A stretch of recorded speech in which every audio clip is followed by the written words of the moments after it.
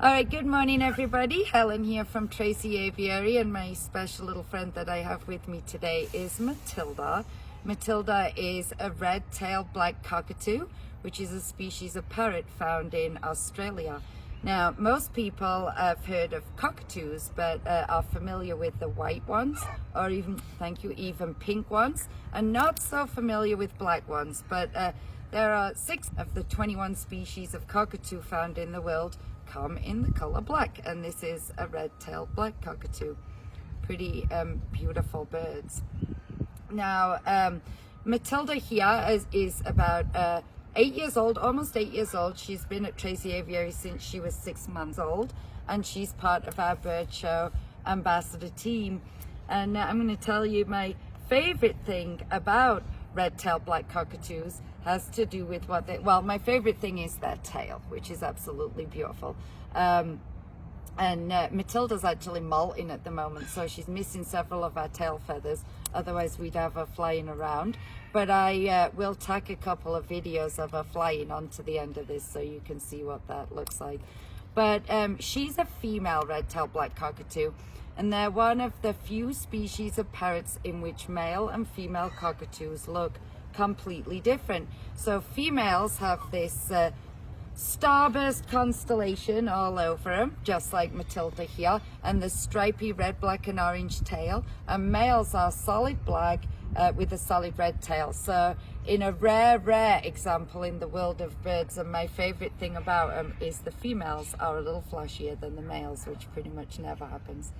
Now Matilda's giving you a good look at her beautiful crest right now. So cockatoos are famous for having those crests. They all have them. They'll throw them up like that when they are feeling elevated emotions, so excited, good, bad, or any way, they communicate that with those crests. One of the coolest things about bird feathers in general, I think, is that ability to control the movement of every single individual feather like that. Would be cool if we could change our hairdos just by thinking about it. So feathers on birds grow out of follicles just like the hairs on our skin do.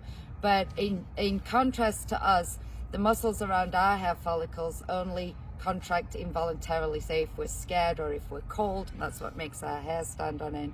But in case of birds, they can control those muscles, so moving each and every feather individually and communicating a lot through their feather posture. So Matilda actually right now looks like she's half falling asleep out here. We've been reading a storybook for the children, and I thought maybe some older kids or adults might like to learn a little bit about her. But I did bring her a little nut. You want to eat a nut treat? So you could see how parrots, how efficient they are at eating nuts. I think this is pretty amazing. You can see how they hold their food in those feet. They have 2 pairs of opposable toes, so just like our opposable thumb, they have 2 pairs of opposable toes on each foot.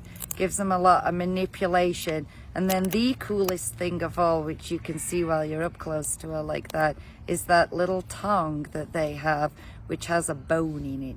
So it's just like having a little finger right inside their beak. Gives them tremendous maneuverability. She's enjoying her little nut here and throwing her crest around and semi-falling asleep in the sun, I think. But this is Matilda, red-tailed black cockatoo found in Australia. Hope you enjoyed meeting her, and we'll see you next time.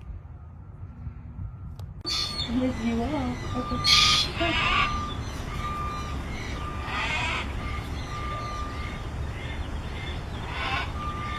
Beautiful. Very good.